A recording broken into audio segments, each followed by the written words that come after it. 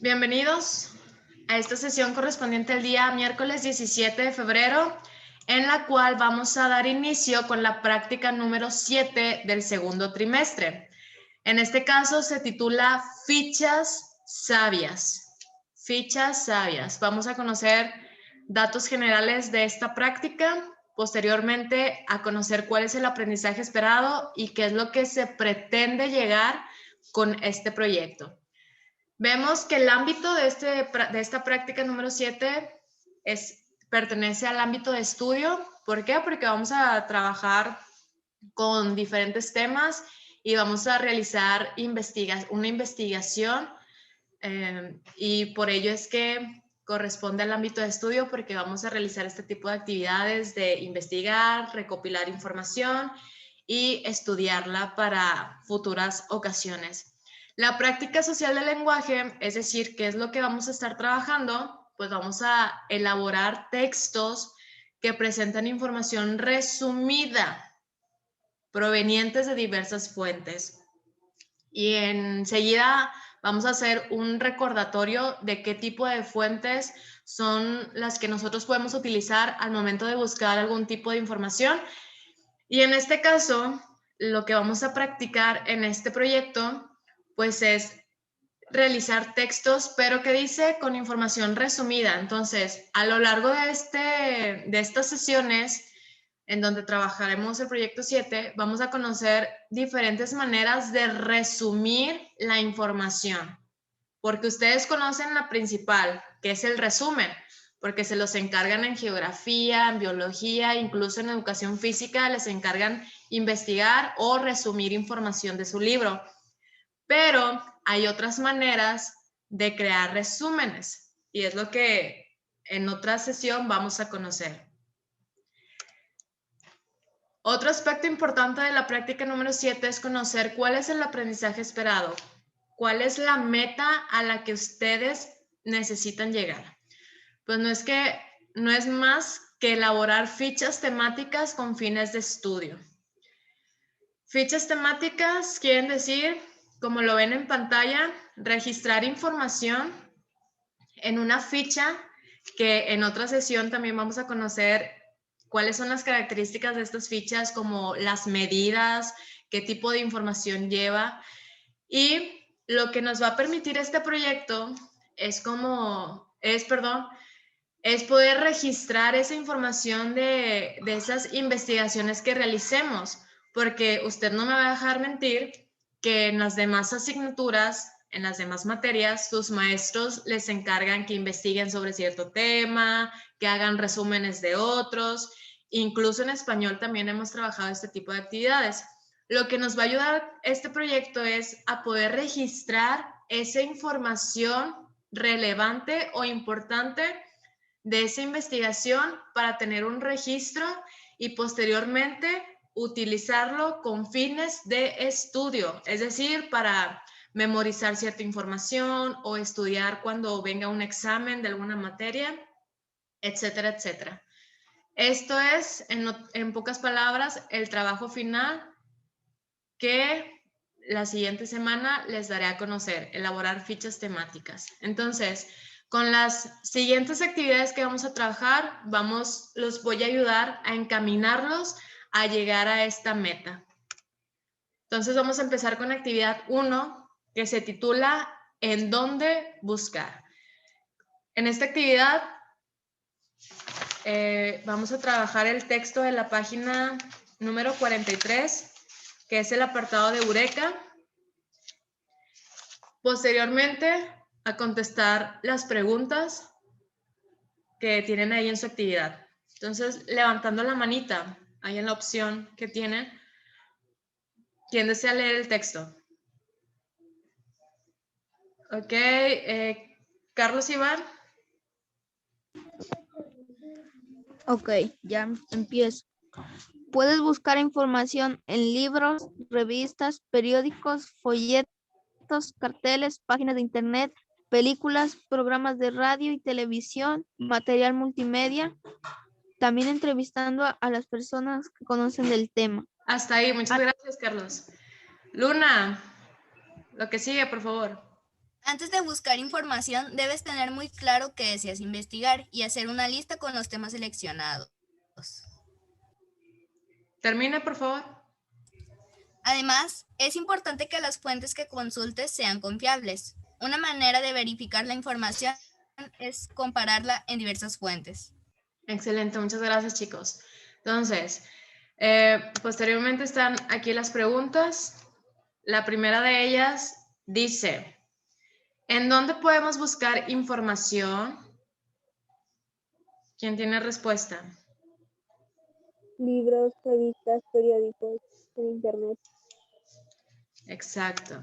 Libros, revistas, periódicos, folletos, incluso nos lo menciona ahí este apartado de Eureka, carteles, páginas de internet. Fíjense, hasta en películas podemos nosotros encontrar información sobre algún tema, programas de radio, televisión, material multimedia y también entrevistando a las personas que conocen del tema. Les daba el ejemplo al grupo pasado que incluso, por ejemplo, si estamos interesados en el tema del COVID, pues ¿a quién podemos entrevistar para que nos dé información de él? A los doctores.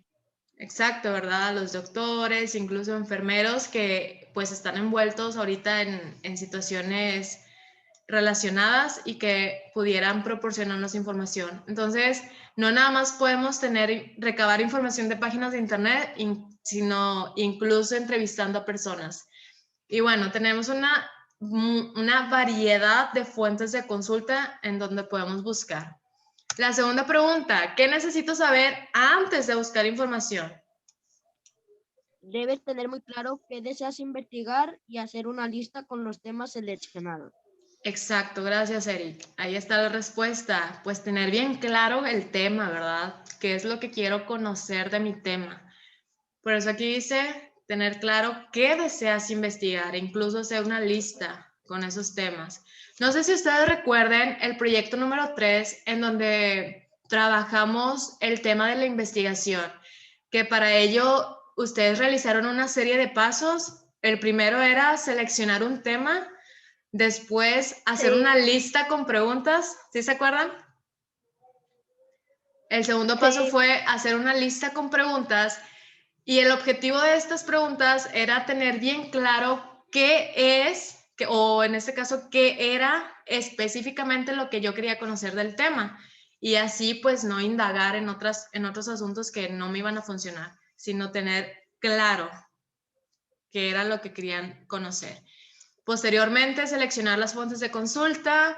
Finalmente, registrar la información relevante o importante que diera respuesta a esas cuestiones. Entonces, lo primero antes de buscar información es saber qué quiero investigar. Y la tercera y última, ¿de qué manera puedo saber que la información de una fuente es confiable?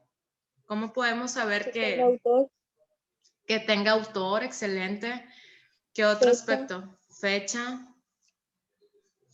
¿Y qué es lo que nos dice aquí? ¿De qué manera podemos verificar? ¿Luna? Una manera de verificar la información es compararla en diversas fuentes. Ahí está. Comparar la información con otras fuentes y de esa manera si vemos que en ambas contienen la misma información es porque es verídica. Muy bien. Y ya los demás aspectos que mencionaron anteriormente. En la segunda parte de esta actividad 1 les pedí que copiaran la tabla de la página número 42. Esa tabla nos da información sobre los pasos al momento de seleccionar el material que nosotros vamos a consultar para obtener esa información o esa investigación que vamos a realizar. El primer paso, pues, se los decía, elegir un tema y formular preguntas relacionadas con él. Para ello, pues debemos de tener bien claro pues cuáles son los propósitos de nuestra investigación para posteriormente poder seleccionar el material en donde nosotros vamos a consultar. Que si mi tema es relacionado con la ciencia, bueno, pues no voy a buscar quizá en un periódico, sino en una revista científica, como Muy Interesante u otro material donde se dan este tipo de temas. O que si voy a investigar de las redes sociales, Ok, quizá tampoco en un periódico, pero igual y sí en blogs personales o en páginas de internet o en YouTube, etcétera, etcétera. El segundo paso, pues ahora sí es buscar información confiable y para ello, ustedes ya lo mencionaban, pues debemos de tener cuidado que esas fuentes de consulta pues tengan un autor, sean de instituciones reconocidas o que sean de gobierno. No sé si recuerden las recomendaciones que les daban cuando ustedes ingresaban a una página de internet, que estas terminaran con .gov, .org, .edu, .mx, las cuales nos iban a indicar que eran fuentes de alguna institución o fuentes educativas que por lo tanto nos iban a dar la seguridad de que eran confiables. El tercer paso es localizar información específica. Ya que tenemos esas fuentes seleccionadas, ahora sí hay que seleccionar la información específica que me va a servir sobre mi tema. Para ello, pues hay que evaluar si es pertinente, o sea, si va a dar respuesta a mis preguntas, a mis dudas. Y si no, pues la desechamos. Y por último, registrar las fuentes del material seleccionado. Acuérdense, las referencias bibliográficas, los datos, que si es de un libro, pues registrar el autor, la editorial, el nombre del libro. Si es de una página de internet, pues también checar su autor y copiar todo el enlace de tal manera que sepamos cuál es la fuente que consultamos nosotros. Si por si en algún momento más adelante tenemos que volver a recurrir, pues no correr el riesgo de, ay, se me olvidó dónde encontré esta información. Pues ya lo tienen registrado y fácilmente pueden volver a ingresar. Y hasta aquí sería la actividad número 1. La actividad 1 pues fue con el propósito de hacer un poquito de memoria sobre este tema de la investigación. ¿Por qué? Porque vamos a retomar un poco de ello para al final poder registrar esa información en nuestras fichas, que acuérdense es el aprendizaje esperado. ¿Hasta aquí alguna duda? No. Excelente. Créanme que este proyecto va a ser sumamente sencillo, se los prometo. Ahora, la actividad número 2, y con esto terminamos, se titula Apoyos gráficos dentro de la información. Y si usted se pone a hojear el libro de español, por ejemplo, en la actividad 42, tenemos apoyos gráficos, como una tabla. O usted sigue hojeando en la página 47, tenemos otro apoyo gráfico. Entonces, todos los libros o toda la información que nos encontramos dentro de estos va a estar rodeada de este tipo de apoyos. Y me encanta el libro de biología porque utiliza muchos apoyos gráficos para poder que los temas sean más fáciles de comprender. Y por eso decidí poner una imagen de su libro aquí. Y ahorita vamos a ver un poquito más, a profundizar un poquito más sobre esto. Pero antes vamos a observar el video que nos habla acerca de los apoyos gráficos, qué son y algunos ejemplos. Y con ello vamos a poder completar, vamos a poder completar la tabla que viene al final de su actividad. Entonces, por favor, pongan mucha atención al video, dura creo que menos de 2 minutos, para posteriormente dar respuesta a la tabla. Ustedes me dicen si se escucha. Ay. Sí. Para comenzar, Florence, ¿podrías decirnos qué son los apoyos gráficos? Claro, un apoyo gráfico es una representación esquemática de una información determinada que está contenida en un texto. Funciona como una herramienta que nos permite estructurar y sintetizar la información de manera visual, por lo que facilita la comprensión, así como el análisis y la memorización. La principal función del apoyo gráfico es que brinda una idea del tema de manera instantánea y muy clara. Elaboré el diagrama de la rosa para que la gente pudiera comprender los datos que fui recolectando cuando estuve prestando mis servicios como enfermera en la guerra de Crimea. Gracias al diagrama, todos pudieron comprender rápidamente que casi el 90% de los soldados que se atendían en los centros hospitalarios morían por infecciones y no por las heridas recibidas en la guerra. René, para usar los apoyos gráficos, primero hay que conocerlos. ¿Cuáles son los más usuales y para qué se suelen utilizar? Uno de los que más se usa es el gráfico de barras, que como su nombre lo dice, utiliza barras sobre mis famosos ejes cartesianos, para representar datos numéricos. Por ejemplo, el número de alumno por promedio de calificación. Otros apoyos son el gráfico de líneas o lineal, que se suele utilizar para mostrar la tendencia de una variable en un determinado periodo de tiempo. Por ejemplo, en un texto sobre la producción de plásticos desde que se industrializó hasta nuestros días.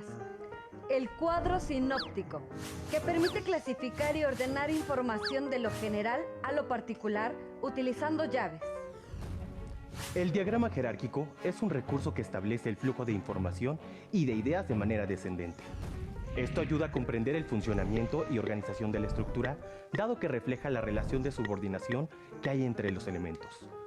El gráfico circular, que a través de un círculo dividido muestra la relación porcentual de cada una de las partes en relación con el todo. Por ejemplo, este tipo de gráfico lo vi en un texto sobre los rangos de edad de los alumnos de una escuela. ¿Y qué me dicen de los mapas mentales? Un mapa mental consiste en una representación de ideas, conceptos o palabras alrededor de una idea central o palabra clave.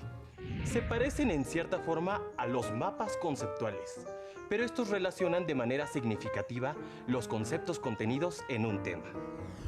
Por último, mencionaré la línea del tiempo, la cual permite ordenar una secuencia de eventos o hechos de tal forma que se visualice con claridad la relación temporal entre ellos.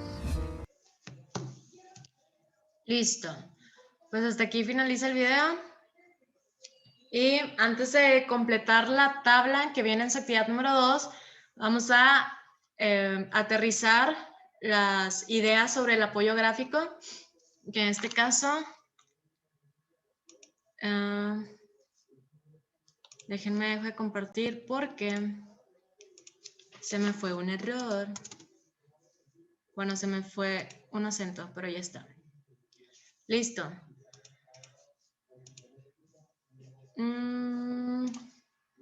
Aquí. Entonces, recordemos las ideas que nos mencionaba el video, que un apoyo gráfico nos permite estructurar y sintetizar la información de manera visual. Esto quiere decir que la información está acomodada de una manera significativa, de modo que a nuestra vista es muchísimo más fácil de entender. Por ejemplo, aquí tenemos información sobre el sistema sexual femenino. Esto lo ven ustedes en biología.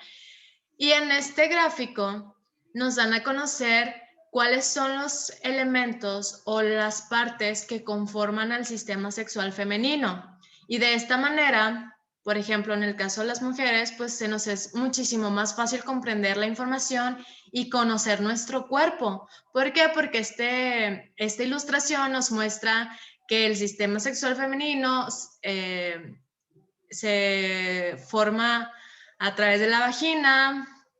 Tenemos ahí otra parte que es el cérvix, endométrico, oviducto, el útero y los ovarios. Entonces, de esa manera es muchísimo más fácil comprender las partes de nuestro sistema sexual femenino que si nos lo presentan en todo un párrafo con pura información, pues va a ser mucho más difícil memorizar las partes. Y un apoyo gráfico nos facilita la comprensión, el análisis y la memorización de la información. De manera que les puse este ejemplo obtenido del libro de biología, en el que nos dan información sobre el ojo, que es este órgano que nos permite el sentido de la vista. Entonces aquí vemos cómo viene información importante sobre el ojo, que es el órgano sensorial de la vista, la luz pasa a través de la córnea, etcétera, etcétera. Y toda esta información se complementa con ayuda de este apoyo gráfico, que en este caso es otra ilustración de las partes de este órgano. Y de esa manera es muchísimo más fácil comprender estas ideas e incluso pues analizar mejor la información. Y por último, los apoyos gráficos nos brindan una idea del tema de manera instantánea y muy clara. ¿Qué quiere decir esto?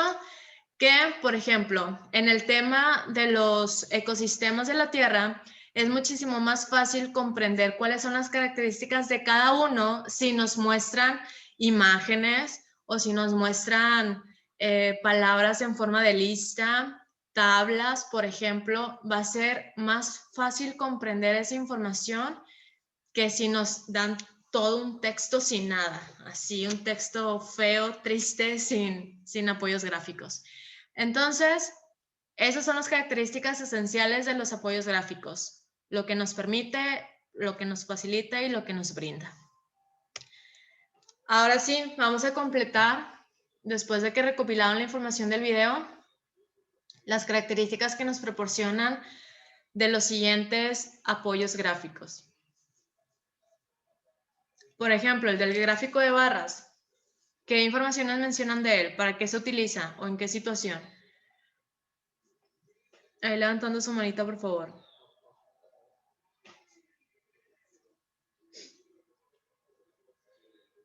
Ok, voy a empezar a mencionar al azar. Jimena Sofía.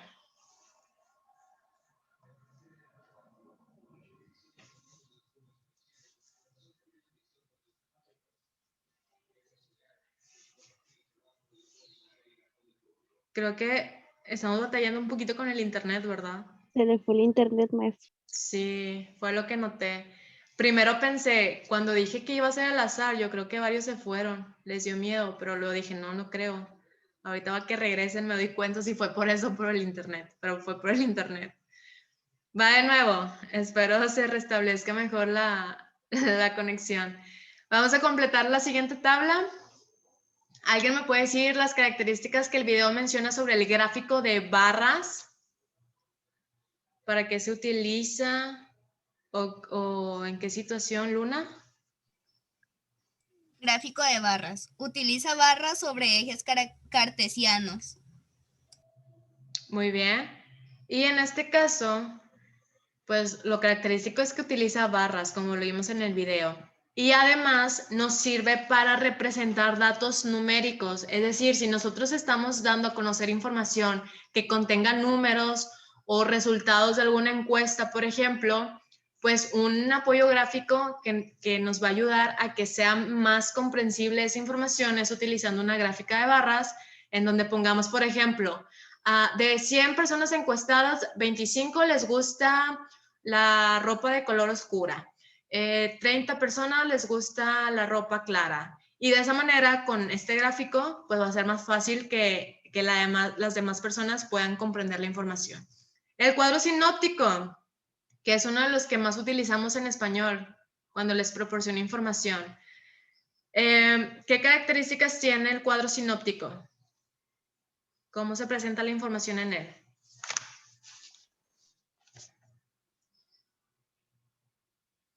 Oliver, ¿tiene respuesta? Son llaves. Muy bien. Gracias, Daira. Lo característico de este apoyo gráfico son las llaves y la información se presenta de lo general a lo específico. En este caso, primero que se presentan las ideas principales, después las ideas secundarias y por último los detalles. Y estas ideas se dividen con llaves. El siguiente apoyo, diagrama de jerarquización. ¿Qué nos dijo el video?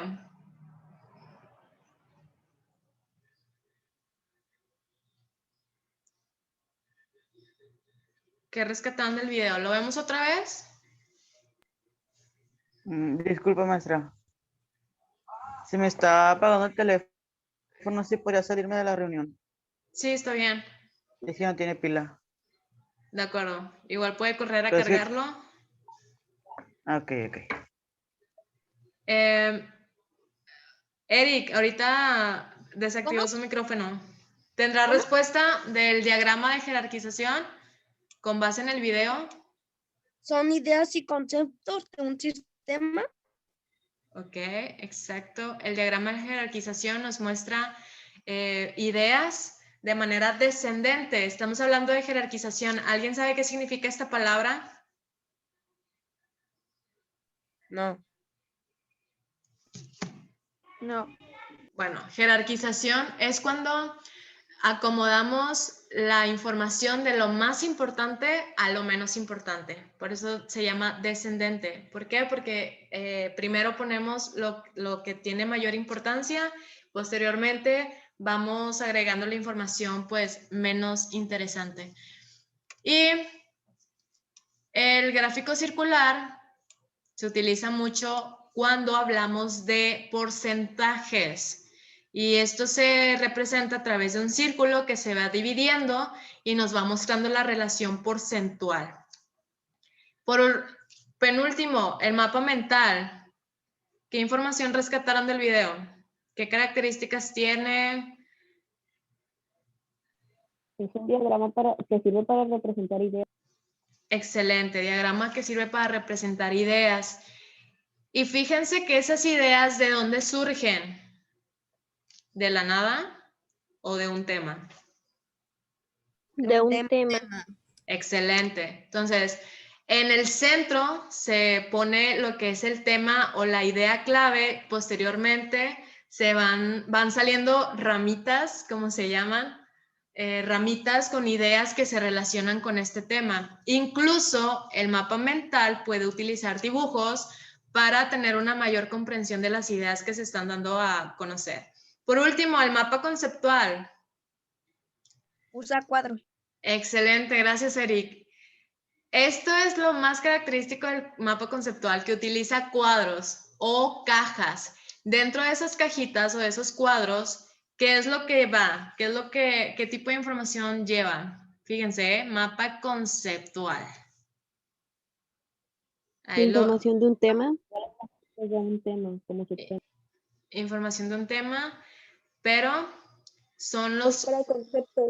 Exacto, gracias Brittany, gracias Cristian. Son los conceptos. Entonces, un mapa conceptual relaciona conceptos sobre un tema a través de líneas. Y como lo decía su compañero Eric, van dentro de cajas o cuadritos.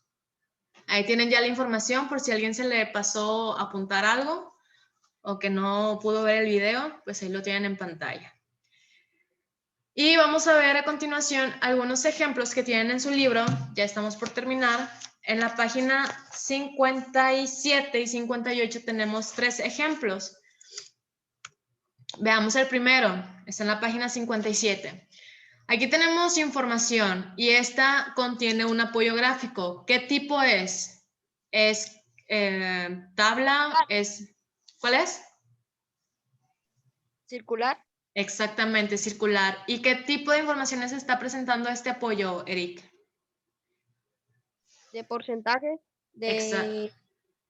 Sí. De porcentaje, excelente. Y nos dice que 75% de la población es vulnerable a la influenza estacional. Ajá. Es decir, que corre riesgo de ser contagiado a esta enfermedad llamada influenza. Y vemos cómo es muchísimo más fácil comprender, gracias a esta gráfica circular, que pues es mucha la población que corre el riesgo de ser contagiada. El siguiente ejemplo es un diagrama.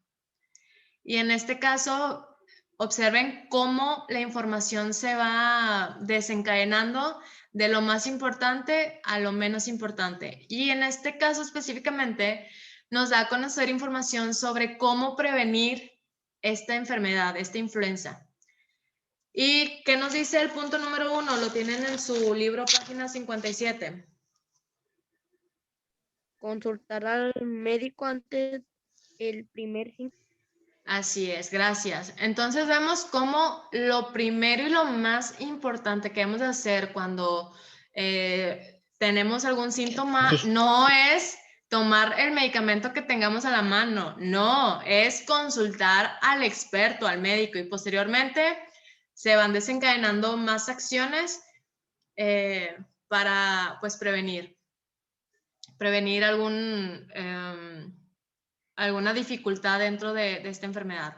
La siguiente está en la página 58 y es un tríptico. Dentro de este tríptico, que habla también sobre el tema de la influenza, ¿qué recurso vemos? ¿Qué apoyo gráfico?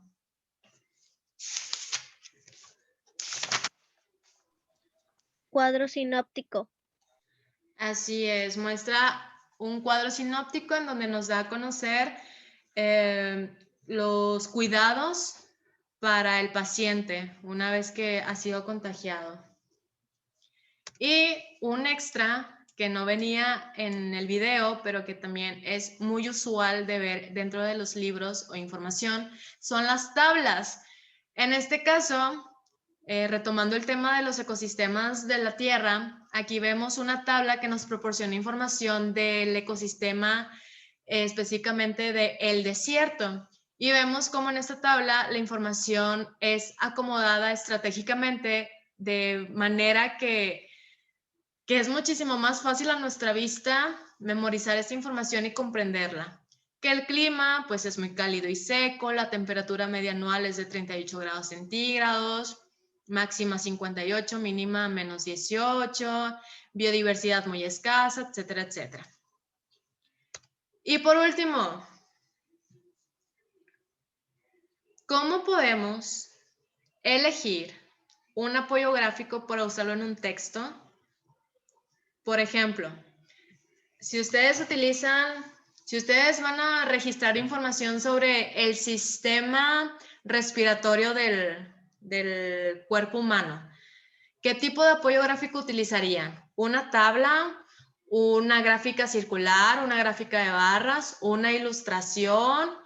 ¿Un mapa mental? ¿Qué tipo de apoyo gráfico utilizarían para que se comprenda mejor la información del sistema respiratorio? Una ilustración. Cuadro sinóptico. Ok, Brittany, una ilustración mencionó y qué ilustraría en esa ilustración, vaya la redundancia. El sistema. Exacto, ¿verdad? Las partes que conforman al sistema respiratorio. Ahora, si estamos hablando de información que arroje resultados de una encuesta para conocer qué tipo de redes sociales utilizan los adolescentes, ¿qué tipo de apoyo gráfico utilizarían para presentar los datos, los resultados? Gráfica circular. Gráfica de pastel. Una gráfica circular, que también se conoce como gráfica de pastel porque pues se asocia, ¿no?, con lo redondo de un pastel y las divisiones. Muy bien. ¿O qué otro apoyo además de la circular? Diagrama. Podría Gráfica ser, de pero sí, pero como estamos hablando de números, entonces sería la que acaban de Gráfica lineal. mencionar, la de barras. La de barras para pues representar cuántos usan Facebook o cuántos usan Instagram, cuántos usan Twitter, etcétera, etcétera.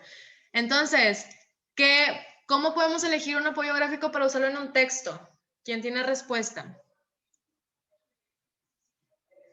¿Qué necesitamos conocer para poder elegir el apoyo que se relacione con nuestra información?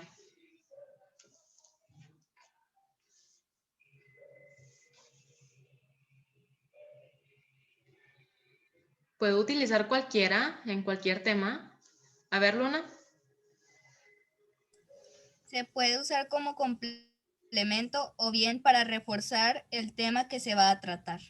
Muy bien. Entonces, pues hay que conocer muy bien el tema y qué tipo de información estamos dando para poder seleccionar entonces ese apoyo que vaya a permitir que haya una mejor comprensión, del contenido.